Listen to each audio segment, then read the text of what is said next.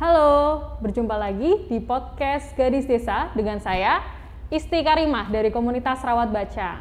Nah, sebelum saya memulai podcastnya, saya minta izin dulu teman-teman untuk membuka maskernya supaya lebih mudah nanti ngobrolnya ya. Oke, silakan Mbak Nina bisa dicopot dulu maskernya. Terima kasih. Dan sebelumnya kita sudah sering rapid ya Mbak? Iya, aman. Insya Allah. Iya. Oke teman-teman, hari ini kita kedatangan seorang tamu. Ada Mbak Nisrina Dwi. Halo Mbak Nina, gimana kabarnya? Alhamdulillah baik. Gimana kabarnya Mbak Isti? Alhamdulillah, sehat ya, sehat semua ya. Ya insya Allah buat semuanya juga sehat ya. Amin. Nah teman-teman, podcast Gadis Desa kali ini nanti akan ngobrol-ngobrol bareng, sharing-sharing bareng sama Mbak Nina terkait dengan kita sharing-sharing aja mengenai keuangan gitu ya. Karena Mbak Nina ini adalah salah satu marketing dari Bank Jateng ya. Iya. Nah nanti tentunya cocok banget kalau kita ngomongin yang lagi hit sekarang itu ada yang namanya financial planning ya kan. Anak-anak muda zaman sekarang ya Mbak Nina ya, itu kan kayak ngomonginnya tuh pasti dana pensiun ya kan, terus investasi dan lain sebagainya. Nah kebetulan kita di sini mendatangkan Mbak Nina, nanti kita sharing bareng mengenai itu. Tapi sebelum kita lebih dalam membahas keuangan ataupun financial planning, kita kulik dulu yuk gimana sih profil dari Mbak Nina ini. Yuk kita cari tahu. Sekilas tentang profil saya itu kayaknya nggak jauh beda ya. Nama saya Nisrina, saya biasa dipanggil Nina. Mbak Isi pun sebenarnya udah kenal dengan saya lama. Iya. Udah hampir berapa lama Mbak kenal? Ya berapa ya? Berarti berapa? 8 bulan Iya, ya? 8 bulan. 8 bulan ya, iya.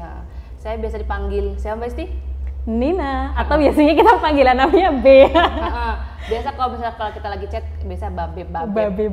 Iya. Bentar lagi Mbak Isti mau iya, dipanggil Nina. Keseharian saya saat ini adalah saya menjadi marketing di Bank Jateng cabang Pemalang, dan Bank Jateng itu depan Apotek Nasional ya.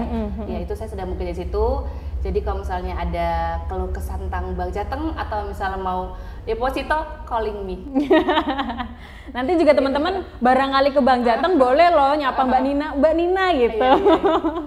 Ya, bilang aja salah satu subscriber anak desa Indonesia gitu. Oke, sip. Nah, Nin, ini kan apa namanya?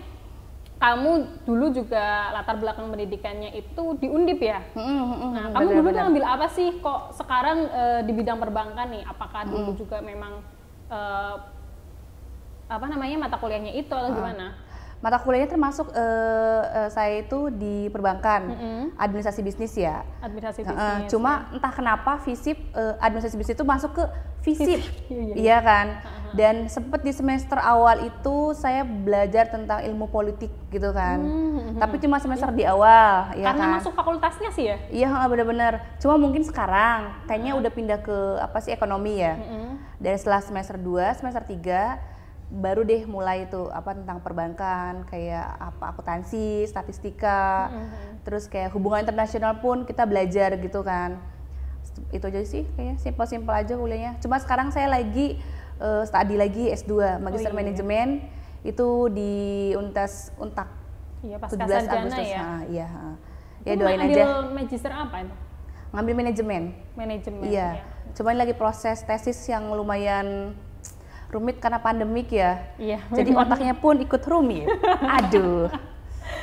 Ini udah pandemi ya kan, udah kerja pandemi lagi. Waduh, waktunya harus dibagi-bagi ya. Ada ngurus suami juga ya. Dan sedang hamil alhamdulillah saat ini. Amin. Semoga sehat terus ya bayinya ya. Alhamdulillah. Multi talent banget nih Nina ini. Karena ternyata banyak banget kesibukannya juga ya kan. Ya selain juga sebagai marketing di Bank Jateng, ya mungkin menemani suami yang sekarang mengemban aspirasi masyarakat ya, sebagai anggota dewan dari partai PDI.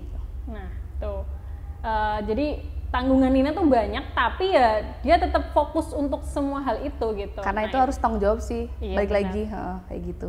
Dan jangan pernah bergantung terhadap laki-laki.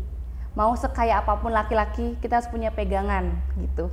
bekerja. Betul, kemandirian ekonomi gitu. Ya kan. Bener. Perempuan tuh emang contohnya harus kayak Mbak Nina ini. Jadi gimana ya, kita tuh nggak ngarepin dikasih terus ya Nin ya. Kita tuh lebih enak ya kalau punya uang sendiri tuh kan lebih nyaman. Iya, kita harus punya apa ya, kayak saving income-nya gitu loh, kayak second opinion gitu loh, kayak kalau seandainya terjadi sesuatu yang tidak diinginkan gitu kan, kita sebagai istri punya pegangan untuk membantu suami kelak nanti, tapi ya jangan sampai lah gitulah, seperti itu. Nah menarik nih, karena Mbak Nina sudah menyinggung itu kan sudah masuk dalam pembahasan kita kali ini ya kan, mengenai financial planning. Artinya kan Mbak Nina sendiri itu kan udah sadar mengenai financial planning, bahwa bener banget, penggunaan uang tuh nggak sekarang dapat terus sekarang habis kayak gitu, tapi bagaimana kita bisa merencanakan keuangan kita. Jadi nggak langsung hedon kayak gitu terus langsung habis terus kayak mumpung masih muda nih dihabisin aja kayak gitu kan, waktunya happy kayak gitu. Nah kalau pendapat Nina sendiri nih melihat uang tuh gimana sih? Kalau saya pribadi itu saya mempunyai presentasi ya kan, kayak misalnya ini gaji saya dulu ya, ini ngomongin gaji saya kan, bukan gaji suami. Kalau gaji saya sendiri kan misalnya 100% ya, itu 50% saya dinabung, ya kan, 20% itu misalnya ada hal yang terjadi tidak diinginkan, 30% dana darurat, 30% itu saya masukkan kayak keinginan. Gitu loh. Berarti itu ya cosplaying kayak gitu. Kayak keinginan. Baru nanti kalau suami itu uang masuk ke kita atur buat kebutuhan, seperti itu sih. Gitu tuh. Ya bagus. Berarti memang manajemen keuangan pribadinya Nina juga udah oke nih ya. Tapi itu Nina tuh belajar itu setelah berkeluarga apa sebelumnya Nina juga memang dari zaman kuliah tuh udah atur keuangan sendiri, terus juga maksudnya sudah memang aku tuh emang udah dari dulu tuh nabung atau apa kayak gitu, gimana tuh? Karena pada saat remaja ya, kalau sekarang masih muda. Pada saat remaja itu kan adalah orang tua pernah di posisi di bawah gitu kan, dan mereka itu nggak punya saving money gitu loh, nggak punya uang cadangan gitu kan.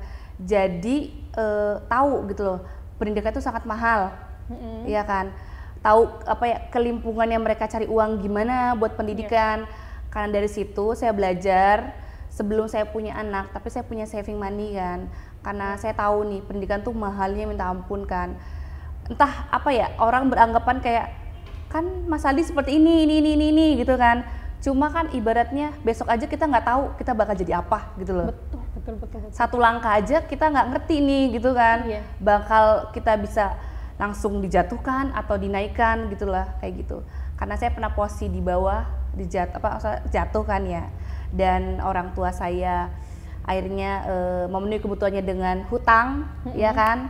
Dan akhirnya keuangannya sangat berantakan. Itu membuat saya kayak akan sadar gitu loh, namanya kita harus menyimpan uang lah gitu loh sebagai perempuan. Betul. Karena saya ingin pendidikan anak saya melebihi saya gitu loh, saya pingin anak saya lebih dari diundip lah gitu loh, kayak gitu. Betul, itu pasti cita-cita semua orang tua sih ya, pasti pingin pendidikan yang lebih baik untuk anaknya gitu. Dan juga menarik sekali karena gimana ya Nina tuh, ini kita ngobrol santai aja ya Nin, maksudnya kan aku sih lihat kamu kan sebagai, bahkan orang luar itu kan melihat kamu sebagai seseorang yang sangat berkecukupan ya kan. Tapi kamu punya pandangan seperti itu sesuatu yang menurut saya tuh luar biasa, karena gimana ya, kecenderungannya orang punya uang kadang kan lebih santai aja masalah duit kayak gitu kan. Banget. Tapi kamu bisa, mungkin karena tadi ya kamu pernah mengalami masa di mana di bawah tadi. Jadi kamu belajar menghargai kayak gitu, belajar menghargai betapa sulitnya itu mencari uang. Akhirnya kamu juga mengerti bahwa nilai uang tuh benar-benar penting gitu. Jadi nggak sembarangan makai, nggak sembarangan hura-hura ataupun hedon kayak gitu ya kan. Nah, ya hedon boleh lah dikit-dikit. Tadi kan udah dipresentasiin kan, 20% buat hedon. Iya betul. Nah artinya tadi memang teman-teman harus tahu ya, harus belajar mengenai tadi membagi presentasi keuangan, mempresentasikan keuangan kalian itu dibagi-bagi tadi, harus bisa, dan itu harus bisa disiplin ya Nin. Kayaknya maksudnya tuh kadang tuh gimana ya, misal sudah dipresentasikan nih berapa puluh persen gitu buat tabungan. Tapi ketika uang main sama uang kebutuhan itu habis, nah ini kan kalau kita nggak disiplin bisa aja nih ambil dari uang tabungan, ya nggak sih? Ini, aku punya tips sedikit ya. Iya. Kalau saya pribadi pada saat waktu saya muda itu ya, saya punya 3 ATM. 3 ATM. Mungkin ini bisa buat gambaran ya. Satu ATM-nya kita nggak punya mobile banking, ya kan? Kalau bisa kita nggak usah pakai mobile banking, karena itu sangat meresahkan ibu-ibu, ya kan? Yang satunya buat nabung, yang satu buat kebutuhan, ya kan? Yang satu ini buat kayak kita nongkrong-nongkrong atau gimana, udah kayak gitu aja sih simpelnya. Hal simpelnya, jangan lupa, dan 3 ATM ini kan disimpan baik-baik dan nabungnya jangan lupa di Bank Jateng. Bisa aja nih sekalian promosi, ya kan, orang marketing emang pinter. Iya, terus. Iya. Oke, nah berarti kan mungkin kalau gini, itu kan kalau misalkan keuangan kita memang sudah masuk di bank ya. Kadang kadang ada orang nih yang memang belum sepenuhnya itu pakai full di bank semua gitu, itu mungkin bisa disiasati dengan itu ya, dompetnya ya dipisah-pisah juga nggak apa-apa. Kalau ya dikasih catatan. Kalau gitu. saya ini dulu ya, waktu zaman SMA ya, belum saya kan waktu kan SMA saya nggak punya ATM mungkin ya, celengan. Iya. Apa amplop? Enggak, celengan. Oh, celengan itu. Kalau sekarang pun saya masih celengan. Jadi kalau ada uang 500 rupiah gitu, uang 1000, kan banyak ya. Saya masukin celengan, kadang sampai 3 bulan saya nuker di bank tuh ya. Itu kadang 5.000, kayak gitu, lumayan lah. Iya, lumayan banget lah, itu jadi tabungan ya tetap nambah tuh. Iya, benar-benar. 500.000 jadi berapa sekarang kalau dijadiin emas? Belum 1 gram. Belum ada 1 gram, tapi kan tetap lumayan. Iya, tambahin dikit jadi 1 gram. Iya, nah, sekarang kan 1 gram 900 ya, Bu.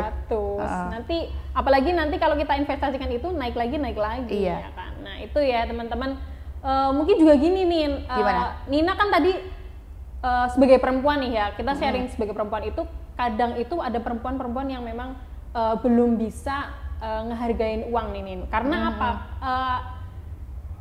Sesuatu yang sering dianggap stigma tuh kan kayak gini, lah perempuan itu kalau dipegangin uang berapapun tuh pasti habis. Nah, itu tuh stigma negatifnya tuh kayak gitu. Nah, itu kalau saya sendiri itu kan pernah nih saya dengerin podcastnya salah satu dari Mbak Likwina Hananto, salah satu pakar finansial gitu. Dia tuh bilang gimana perempuan itu mau bisa menghargai uang gitu kalau dia itu sejak kecil kan sudah dirawat orang tua, ya kan. Kadang kan ada perempuan-perempuan yang kayak gitu, sejak kecil dirawat orang tua, setelah selesai pendidikan langsung nikah kayak gitu. Artinya dia tidak merasakan bagaimana mencari uang kayak gitu, karena selama ini kan keuangan dikasih orang tua, terus nikah langsung dikasih suami kayak gitu kan. Artinya dia nggak menghadapi nih struggle untuk nyari uang tuh gimana. Jadi gimana dia mau belajar menghargainya kayak gitu. Nah, itu salah satu pendapatnya Mbak Likwina Hananto, dan menurut aku make sense sih ya. Maksudnya nyatanya Nina tahu kamu menghargai karena kamu pernah merasakannya gitu. Susahnya gimana. Nah, teman-teman yang lain juga mungkin kalau pingin nih, oh iya merasa nih teman-teman ada yang masih di titik aku boros banget nih pegang uang kayak gitu. Mungkin bisa dengan disiasati sedikit belajar kayak gitu. Selain membangun kesadaran juga mungkin belajar part time ya Nin ya. Part time kerja part time gitu.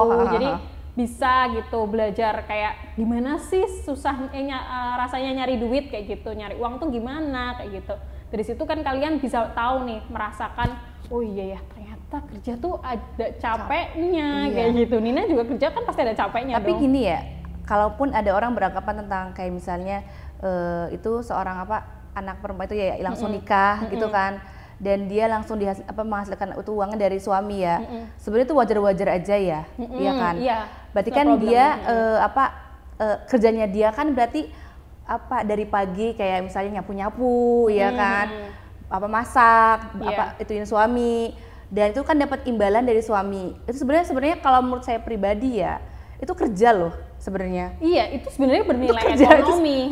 Itu kerja. Tapi gini nih, maksudnya sesuatu yang dinilai masyarakat kita itu bukan sesuatu yang ekonomis. Maksudnya yang tadi konteks yang aku bangun itu maksudnya yang kayak misalnya di luar kayak gitu. Jadi kayak dia bener-bener dari keringat dia sendiri terus dapat kayak gitu. Kalau itu kan kayak sifatnya tuh kalau dikasih suami itu cuma-cuma sih ya, maksudnya itu memang nafkah kayak gitu dan itu wajib kayak gitu. Jadi mau perempuannya itu bersih-bersih kerja kayak gitu rumah tangga atau enggak ya itu tetap aja dapat kayak gitu. Tapi itu kerjalah nggak apa-apa.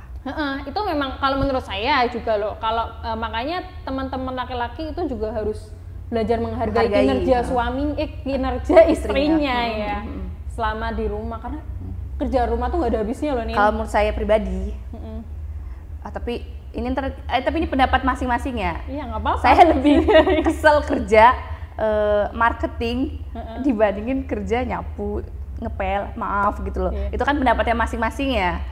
Kayak gitu sih. Tapi kadang juga saya kalau pulang kerja ya beres-beres kayak gitu. Cuma kan kalau misalnya kita kerja sambil kerja, berarti kan ada yang ngebantuin. Dan kita harus memangkas budget kita juga. Iya betul. Kayak gitu. Jadi ada kayak apa ya, cost and benefitnya seperti itu. Betul banget itu. Nah, tadi kan udah belajar mengenai tadi ya financial planning kayak gitu-gitu. Mungkin juga yang keterkaitan tadi dengan pengaturan keuangan. Kalau misalkan untuk membangun nih, kalau yang perempuan-perempuan sudah bersuami, untuk membangun kepercayaannya kayak gitu. Kalau misalkan nih kadang kan gimana ya Nin? Kadang itu ada loh yang kejadian tuh suami itu nggak ngasih full uang gajinya ke istrinya karena takut habis semua. Termasuk gitu. saya itu. Termasuk kamu. Iya.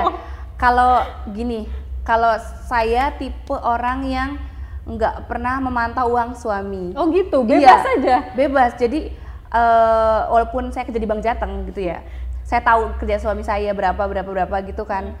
Tapi saya tahu kebutuhan dia lebih banyak dibandingin saya. Jadi kalaupun dia misalnya ngasih berapa, ya saya terima. Paling kan kalau misalnya kekurangan, saya minta lagi ke Mas Aldi kayak gitu. Jadi nggak pernah kayak kalau misalnya persepsi suami ngasih full, di dalam pendapat saya itu enggak sih. Menurut saya janganlah, karena suami pun apa ya harus punya pegangan sendiri, gitu loh. Mereka ntar gengsi sama temen-temennya kayak gitu. Harus dibagi atau enggak 70% istri 30% suami. Karena suami kan harus beli rokok, ya kan. Terus kayak beli misalnya jajan atau gimana kan. Iya, nongkrong banget bareng lah, ngopi-ngopi gitu sama suami teman. Kan biasanya traktir setengahnya. Kayak gitu sih kalau menurut saya pribadi. Iya, betul. Artinya kita ngasih kebebasan juga gitu ya. Jadi enggak ngekang keuangan suami kayak gitu, ataupun juga siasatnya mending ngekang jam malam aja. Ngekang jam malam bisa aja nih debatku. Yang penting ini kalau kita udah ngekang jam malam, keuangan insya Allah. Oh gitu. Iya. Soalnya jam-jam rawan nongkrong itu jam segitu ya. Iya. Biasanya jam dari pagi sampai jam 8 malam tuh nongkrongnya biasanya tidak mengeluarkan budget banyak, tapi udah 8 ke atas itu budgetnya luar biasa. Iyalah, gitu. Itu kan soalnya udah rame-rame juga ya kan. Makanya mending kita ngekang jam malamnya aja, biar uangnya aman. Oke. Mungkin juga gini, kalau ada nih sharing yang misalnya pingin dikasih kepercayaan sama suami kayak gitu masalah keuangan, misal suami gaji nih masuk ke istri kayak gitu. Nah itu mungkin juga salah satunya bisa disiasati dengan kita ngasih laporan kayak gitu. Emang ini agak ribet ya, agak rempong kayak gitu ya, maksudnya ngasih laporan uang yang memang kita gunakan. Maksudnya uang dari suami berapa kayak gitu, misal 3 juta gunanya atau 5 juta perempuan kayak gitu. harus bekerja. Iya. Jadi kalau misalnya kita punya uang sendiri, mau beli apa-apa nggak usah nunggu suami. Gitu loh. Betul. Kita tinggal beli, ambil gitu loh. Itu gitu. kita nggak bikin kita ketergantungan gitu ya. Iya, lagian kalau misalnya seandainya kita minta suami, kadang kita ada rasa pakiwu nggak sih? Kayak misalnya suaminya lagi agak gimana nih, bad mood. Misalnya saya minta uang dong, misalnya gitu kan. Mas minta uang. Apa sih? Gitu kan, paling kayak gitu kan. Kan jadi kayak ya udah deh rasido minta duit kayak gitu. Duit mulu gitu ya. Lah iya. Makanya enak kan kalau punya uang sendiri, kita bisa beli apa sendiri seperti betul. Mandiri gitu ya. Sebagai perempuan itu mandiri secara ekonomi. Makan mandi sendiri. Makan mandi sendiri ya, Ambyun. Tapi kalau kamu sendiri itu manajemen keuangan pribadi sama keluarga tuh gimana sih? Maksudnya keluarga siapa ini dulu? Ya keluargamu. Oh keluarga saya. Saya saya ngebiayain adik saya kuliah. Oh ada yang 2. Biayain yang satu alhamdulillah udah lulus ya. Ini saya satu lagi, ya kan. Paling satu lagi kalau keuangan keluarga saya Alhamdulillah saya nggak pernah minta suami ya. Saya selalu menyisihkan uang saya sendiri. Soalnya kenapa? Gitu ya? Kan ibaratnya suami ngasih ke kita ya kan. Berarti kita harus pakai punya kita sendiri gitu kan. Kalau misalnya tanggungan keluarga kita, udahlah biarlah kita gitu loh. Kayak gitu. Untuk apa ya? Mengurangi nanti percekcokan. Iya betul sih. Artinya juga kamu jelas ya ngomong-ngomong kayak gitu tuh jelas dari awal sebelum nikah nggak sih? Dan itu nggak, Nina tipe ya gimana? Kan ada beberapa tipe nih cewek ya yang mungkin sebelum nikah itu sudah mengobrolkan masalah keuangan kayak gitu. Kayak aku nih jujur, aku ini kan mau menikah ya nanti insya Allah ya kan.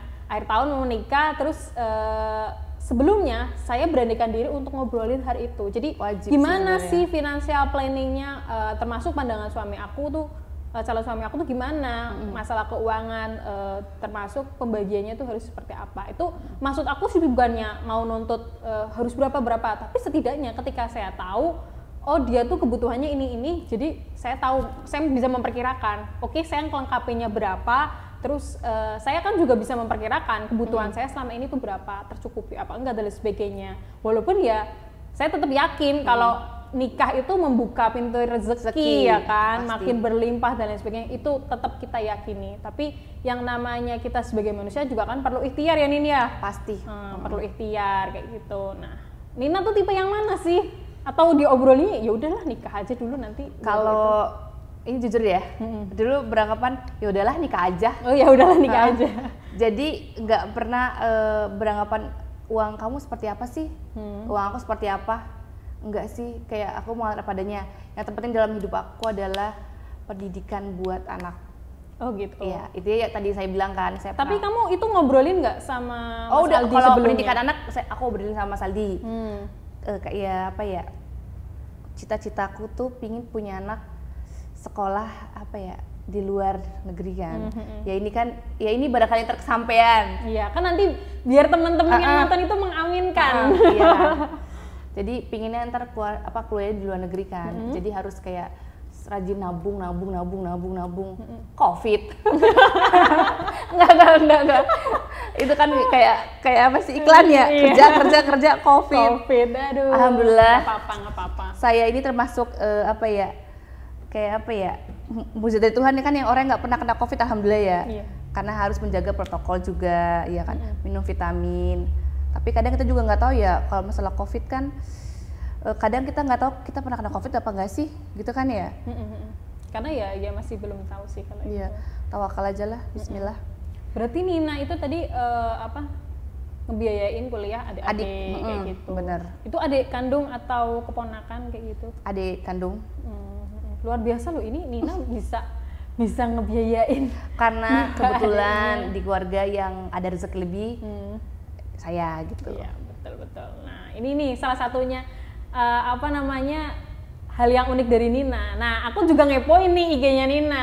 Gimana? Aku ngepoin IG-nya kamu itu, kamu tuh dulu tuh sering ikut kegiatan sosial juga ya? Oh iya, rumah zakat. Iya, cuma kan semenjak saya pindah ke Pemalang kan, itu kan rumah zakat kan di Semarang iya kan. Jadi udah berkurang. Tapi tetap. Kamu dulu tuh masuknya apa, volunteer apa gimana? Kayak apa ya? Itu kayak kalau rumah zakat tuh bukannya perangkatan gitu ya? Oh, batch kayak gitu. Iya, perangkatan. Terus kayak mereka tuh kan punya acara kan setiap 1 bulan sekali ya. Dulu pas lagi zaman saya itu setiap sebulan sekali tuh pasti ada. Pertama acaranya misal bulan ini tuh kita bagi-bagi rezekinya, kayak ngasih nasi box ya kan. Misal bulan depannya lagi kayak gerbek, kayak misalnya ada orang yang misalnya jual rambutan nih, bapak-bapak nih udah tua banget nih, kita kayak gerbek terus kita beli semuanya. Oh gitu. Kayak gitu. Jadi kayak yang di YouTube itu kan ada yang borong semua kayak gitu. Itu Nina pernah dulu ya? Rumah zakat. Oh yang maksudnya tapi dari teman-teman. Timnya kita kan. Rumah zakat tapi yang turun teman-teman. Iya, gitu. Masya Allah pokoknya di rumah zakat itu orang-orang yang sangat luar biasa, orang-orang yang ya insya Allah bakal menjadi pemimpin lah. Amin. Gitu kan ya. Terus misal bulan ketiganya kita misalnya jualan baju bekas. Jualan baju kayak bekas. Gitu. Ngawul ya. Ngawul bener-bener. Apa di mana dulu? Di mana? Stadion. Bener. Pernah Ibu? Khas banget kalau anak-anak Semarang ngawul itu ya di stadion. 5.000, 10.000, paling mahal itu 15.000 kalau nggak salah. dan itu bisa dapat baju-baju yang lumayan ya kan. Tapi kita sortir juga sih. Nah itu ada bagian sortir, biasanya di rumah saya di Semarang kan. Aku kumpulin, terus kita sortir mana yang layak dan mana yang enggak. Kalau nggak layak, biasanya kita kasih kemana gitu kirimnya, agak-agak lupa sih. Jadi kayak mungkin dijadiin itulah mungkin ya keset. bahan Biasanya kalau baju yang udah nggak kepake, yang udah nggak layak, mereka jadiin keset kayaknya. Keset, betul. Itu dimanfaatin lagi gitu ya. Banget. Berarti memang jiwa Nina tuh dari dulu tuh emang udah ada jiwa-jiwa sosial kayak gitu ya. Kenapa Nina tuh suka berbagi kayak gitu? Kenapa sih? Apa sih perasaan yang dirasakan ketika berbagi? Kayaknya setiap bukan termasuk Nina doang sih kayaknya ya. Kayaknya insya Allah semua orang pun punya jiwa sosial ya. Cuma kan beda-beda cara menunjukkannya. Ada yang diem-diem, ada yang suka di follow up gitu kan, diliatin kan. Ya mungkin juga saya pribadi pernah ada yang diem-diem, pernah ada yang di follow up. Nah ini diem-diem dikasih tahu ya. Soal diem-diem mana? Ini mah tujuannya yang penting menginspirasi aja. Kayak gitu kan. Terus tadi sampai mana? Kok lupa ya? Iya tadi mengenai jiwa sosialnya Nina tuh gitu. Udah terbentuk dari kapan? Karena gini ya Nin, menariknya kalau aku ngobrol sama teman-temanku itu mengenai jiwa sosial yang terbangun di teman-temanku itu rata-rata karena pendidikan orang tua. Maksudnya ketika gini, ada nih salah satu temanku. Kalau aku bukan.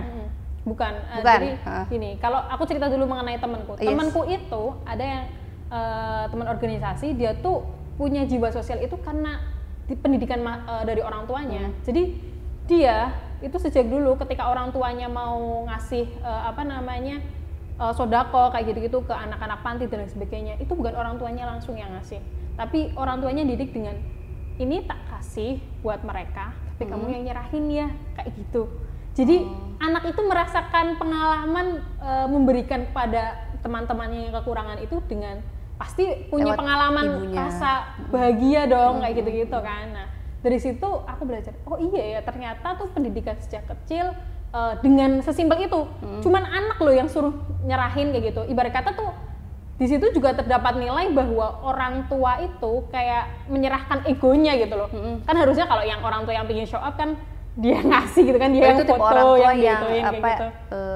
Itu cara didik berarti ya? Iya, cara didik bener-bener. Parentingnya tuh bagus kayak gitu. Jadi akhirnya tuh dia merelakan egonya untuk ketika dia yang menyerahkan, dia serahkan ke anaknya supaya anaknya tuh merasakan pengalaman bahagia itu. Akhirnya belajar dan itu terbawa sampai gede. Orangnya akhirnya tuh gimana ya? Tipe yang nggak pernah perhitungan kayak gitu nggak ya. pernah perhitungan dan akhirnya juga sering bantu temannya kayak gitu. Oke, aku wow ini luar biasa menurut aku sih. Nah Nina juga kan mungkin juga punya pengalaman sesuatu, kenapa punya jiwa sosial, karena menurutku itu sesuatu yang unik sih dan pasti seru. Iya, kalau misalnya jiwa sosial itu apa ya, itu kan lahir beda-beda ya, ada yang misalnya dari didikan orang tuanya seperti ini ya kan, ada dari lingkungan. Kalau saya pribadi itu karena saya dari SD itu udah di asrama ya, terus SMP saya juga asrama gitu kan. Wow. Jadi terbentuknya. Kamu berarti udah jauh dari orang tua lama? Udah. Jadi kayak terbentuknya karena namanya di asrama itu kita pasti nggak mungkin nggak berbagi. Betul. Iya kan, kalau kita nggak berbagi, misalnya kita nyembunyiin makanan, kita nggak bakal punya temen. Iya kan, makanya kenapa mungkin pada saat kayak kuliah saya senang sosial. Mungkin karena saya pernah jadi anak asrama kan, di SMP itu gimana rasanya kayak makan mie bareng-bareng, ya di baskom gitu kan. Kadang kiriman telat kayak gitu. Iya kan, pokoknya seru banget lah. Makanya dari situ kan dibelajarin kan. Mungkin juga ada yang tadi Mbak Isi sampaikan ya, yang orang tuanya mendidik anak kenapa bisa sampai sosial seperti itu karena orang tuanya kayak gitu. Iya, betul. Nah, ya mungkin itu buat jadi ntar contoh saya ya. Iya, mungkin bisa ya nanti buat contoh calon-calon orang tua gitu, bisa lah cara mendidik anaknya dengan seperti itu. Karena menurut saya sangat berpengaruh gitu. Iya, sangat banget tuh. Keren ya? Iya. Masih temenan berarti Mbak sekarang? Masih, anaknya tuh ada, paling nanti juga nonton video ini. Gitu. Gitu. Nah, itu kan tadi mengenai jiwa sosialnya dari Nina gitu ya. Nah, kalau berarti gini, hal-hal lain mengenai Nina itu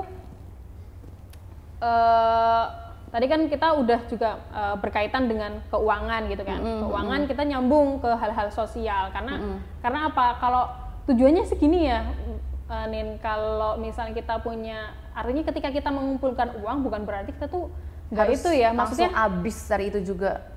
Enggak, maksudnya gini, apa namanya, ketika kita mengumpulkan uang, tadi kan kita ngomongin financial planning nih ya Iya, kan? Bukan berarti ketika kita financial planning terus kita tuh nggak punya budget untuk sosial kayak gitu ya Nin? Oh, itu pasti. Pasti ya, berarti ada sendiri kayak ada, gitu. Pasti ada lah. Kan kebutuhan itu, misalnya 50% kebutuhan. Ingat, setiap kebutuhan 50% itu ada, itu sebagian itu bukan punya hak kita. Iya, punya hak, iya. Kebutuhan itu punya hak orang lain yang harus kita apa ya, kita sampaikan gitu loh. Dan jangan pernah takut untuk apa ya, bersedekah. Nggak ada sejarahnya orang sedekah langsung miskin, nggak ada kayaknya. Nggak ada, emang malah tambah iya. banyak. Contohnya rezekinya. Kayak Mbak Imbong, ya kan, Raffi Ahmad, dia kan yang rajin sedekah kan kayak makin banyak rezekinya gitu loh. Dan ya pokoknya intinya gitu lah, nggak ada orang yang miskin gara-gara sedekah. Dan sekarang, jangan pernah takut buat sedekah. Iya betul, apalagi sekarang itu untuk sodako ataupun ngitung zakat ya, zakat mal mungkin mengenai zakat harta kalian, gaji kalian ataupun yang lainnya itu juga bisa lewat lembaga-lembaga amil zakat. Sekarang kan banyak, tadi ada rumah zakat, ada lazisnu, ada lazismu, dan juga banyak lembaga-lembaga zakat lainnya. Nah tentunya teman-teman kaula muda, teman-teman yang nonton video ini juga pasti ya semoga dapat rezeki yang lebih gitu, jadi bisa berbagi ke yang lain gitu. Nah mungkin itu tadi udah bahas-bahas bareng mengenai keuangan dan juga profilnya Nina, financial planning. Kayak profilnya Nina gini-gini aja. Enggak lah, tetap jadi inspirasi karena kan coba contohnya Nina ini seumuran loh sama saya dan dia udah S2, aku mah belum. Beda Bu, tua setahun. Tua setahun. Tua setahun mas beda sedikit aja. Yang penting skincare aja. Yang penting skincare ya. Ngerawat tubuh gitu ya kan. Ya nantilah saya biar tapi jangan agak kurus juga. Kayak Nina ya. Ini kita bahas skincare ya. Boleh. Takutnya itu kan apa namanya itu ngaruh juga ke budget terbesar dari teman-teman perempuan. Pokoknya yang namanya skincare itu sesuaikan dengan budget. Betul tuh. Iya kan? Betul. Kalau saya budget segini, kalau misalnya kalian budget segini, ya menyesuaikan aja lah. Jangan terlalu berlebihan gitu. Dan jangan pernah beli sesuatu itu karena gengsi. Atau apa ya, jangan... Mau fit in biasanya tuh. Iya, pokoknya beli sesuai dengan kebutuhan. Kalaupun emang lagi pingin banget, ya beli yang agak-agak, jangan terlalu tinggi. Yang sedang-sedang aja, kayak gitu. Iya. Ya sesuaikan budget keuangan kalian ya, karena jangan pernah itu maksain. Memang isu yang sering terjadi di itu sih ya perempuan ya. Maksudnya kan kayak perempuan itu sering seakan-akan tuh mengutamakan budget skincare itu paling tinggi dibandingkan yang lain gitu. Jadi kayak kadang-kadang malah lebih tinggi budget skincare-nya daripada di budget makannya mungkin atau budget kebutuhan lain gitu. Malah kadang orang kayak mending makan mie seminggu, yang penting bisa beli ini baju sama skincare gitu ya? No, itu nggak ada di kamus. Kalau aku juga nggak bisa, karena kita suka makan sih. Iya, iya bener. Kalau aku lebih ke apa ya, makan. Iya. Bener. Aku juga lebih ke makan sama buku. Udah. Makanya sekarang gendut. Iya. Gendut lagi hamil. Kalau aku sendiri ya Nin, aku tuh tipe orang yang skincare itu urusan belakang kayak gitu. Karena aku lebih suka, gimana caranya aku makan enak gitu sama budget beli buku aku aja sih. Tapi ingat, ya rumput tangga lebih hijau, tapi rumput kita bisa merawatnya. Iya betul. Makanya kita bisa lebih hijau juga daripada rumput tangga. Gitu. Bahasanya gimana? Kayak gitulah. Iya betul. Pokoknya rumput kita bisa lebih hijau dibanding rumput tangga, karena kita pandai merawatnya. Betul. Kayak gitu. Nah itu juga bisa salah satunya itu gini, apa namanya, terkait dengan keuangan seperti itu. Mungkin tadi yang Nina kan sudah nyinggung juga ya, budgetnya itu disesuaikan dengan kondisi kita gitu. Iya, pasti. Itu juga kan mungkin karena Nina, maksudnya Nina yang sudah sadar mengenai keuangan. Cuman kan ada teman-teman yang mungkin masih sedikit kalap nih ya kan. Nah, itu wajar sih, karena apa ya, saya pun pasti pernah di posisi kalap, pernah lah. Intinya tuh kadang kita harus disentil sama apa nih, keadaan? Disentil, iya kan. Mungkin kenapa saya bisa seperti ini, karena saya sudah disentil dengan orang tua kan, yang pada saat saya kuliah kan lagi jatuh banget, itu disentil. Dan mungkin nanti seorang pun ada sentil, tapi mungkin ada macam-macam sentilannya ya bentuknya ntar pasti lain bakal ya. Sadar kok. Kalau menurut saya pribadi seperti itu sih. Tapi semoga sih teman-teman jangan sampai dalam keadaan seperti itu ya. Maksudnya kan kalau bisa sadar lebih awal mah lebih bagus aja kayak gitu. Nah mungkin juga gini tipsnya itu harus bisa hidup itu sesuai apa adanya. Apa adanya aja sih. Iya kayak lagu. Iya. Apa adanya. Udah. Suaranya jelek. Kalau aku sendiri ya nih, maksudnya kalau membagi budget kayak gitu sih memang masing-masing. Kalau aku sendiri berprinsip. Gimana? Sistemnya pakai presentasi atau gimana? Iya, aku tetap pakai presentasi juga gitu. Oh gitu. Kalau aku malah karena aku udah tahu ya kan kebutuhanku tuh berapa, tapi kan uangnya masuk kamu berapa, ini loh, kayak gitu. Enggak, aku mau nanya sedikit ya. Kamu kan berarti kan ibaratnya kalau aku kan udah penghasilan tetap nih, iya kan, gaji segini, gini ya. Nek kamu kan kadang mungkin bisa lebih banget, insya Allah kan, amin kan.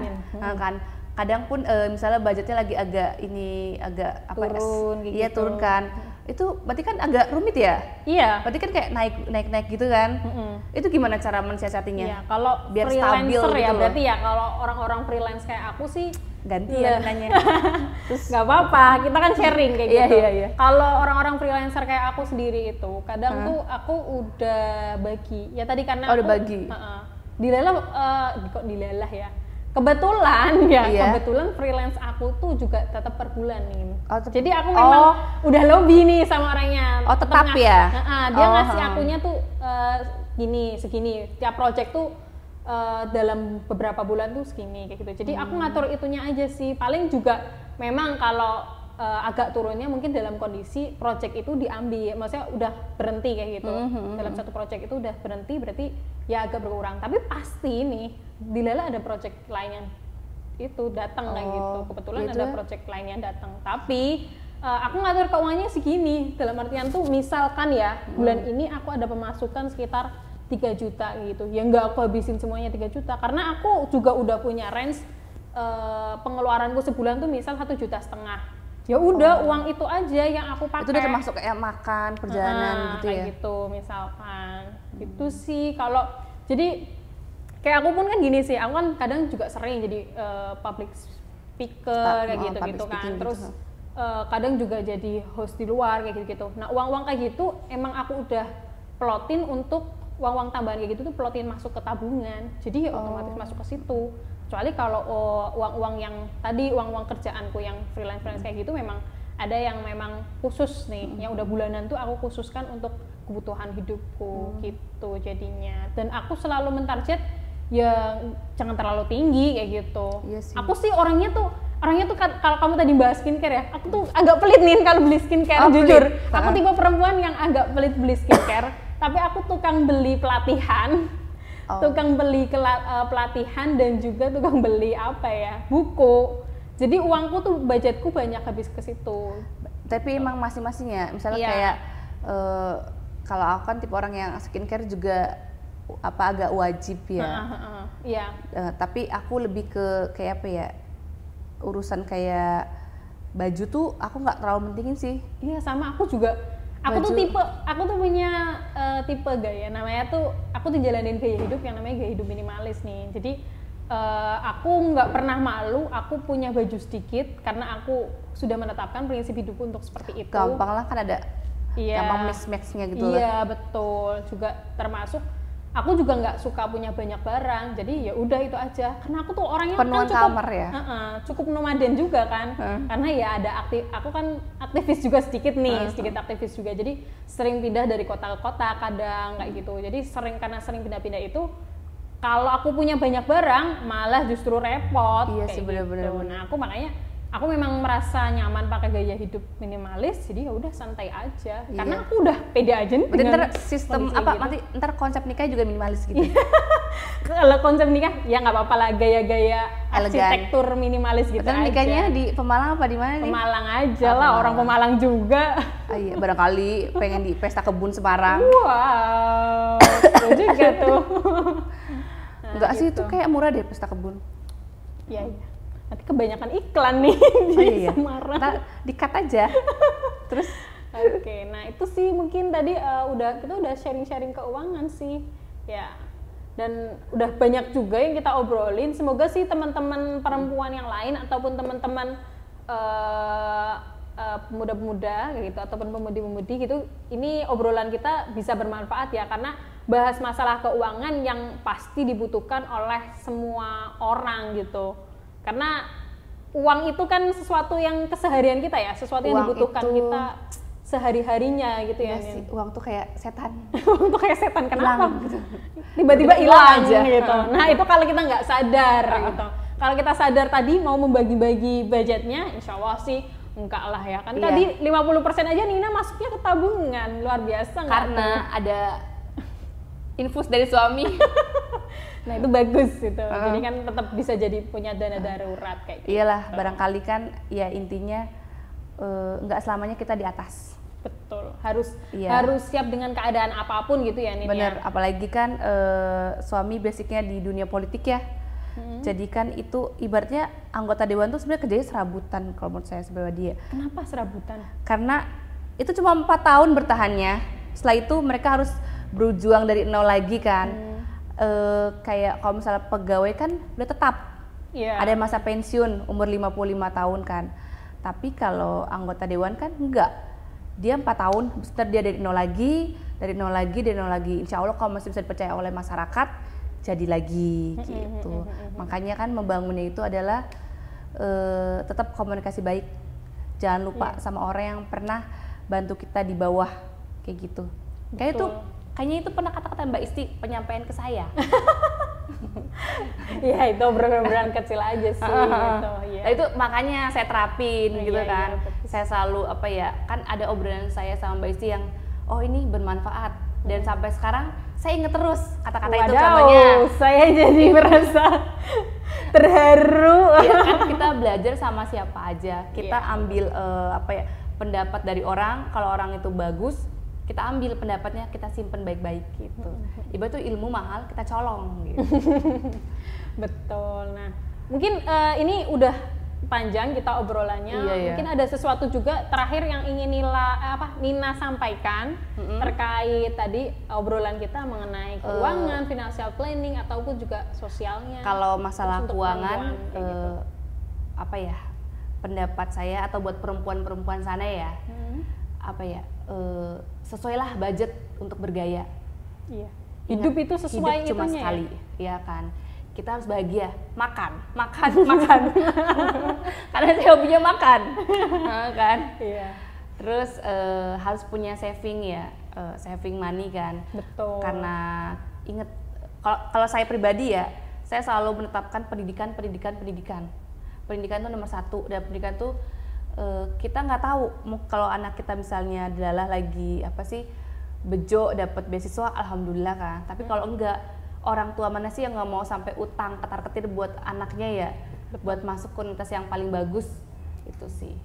Terus kedua, kutipan sedikit lah, jadilah untuk buat para perempuan ya ibaratnya jadilah seorang ratu yang tahu mahkotanya itu kebanyakan perempuan di kepala kan, mempercantik diri, tapi melainkan mahkotanya itu ada di jiwanya gitu. Karena ada orang laki-laki misalnya melihat perempuan, oh cantik, itu cuma saat. Setelah itu kan kalau mau mengenal lagi kan lihat dari karakter hatinya, terus gimana nih orangnya. Kalau misalnya cuma cantik doang, itu langsung di-cut, udah bye, buat cari yang lain gitu. Aduh, ngomongnya kasar. Kayak gitu. Oke, luar biasa sekali ya kan. Nina ini ternyata tuh dibalik Nina tuh kalau aku kenal tuh sifatnya banyak ceriwis, terus banyak guyon-guyon kayak gitu.